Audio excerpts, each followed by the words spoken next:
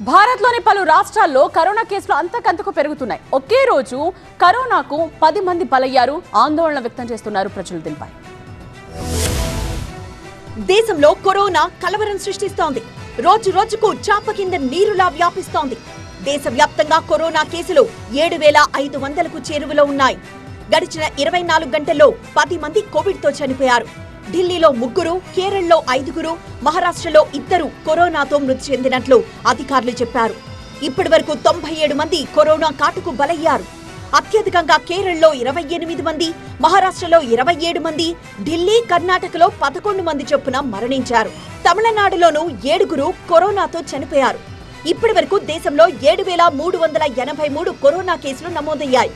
కేరళలో 2,007, గుజరాత్లో 1,441, వెస్ట్ బెంగాల్లో 747, ఢిల్లీలో 682, మహారాష్ట్రలో 578, కర్ణాటకలో 573, తమిళనాడులో 243, రాజస్థాన్లో 192 అత్యధిక కేసులు నమోదయ్యాయి.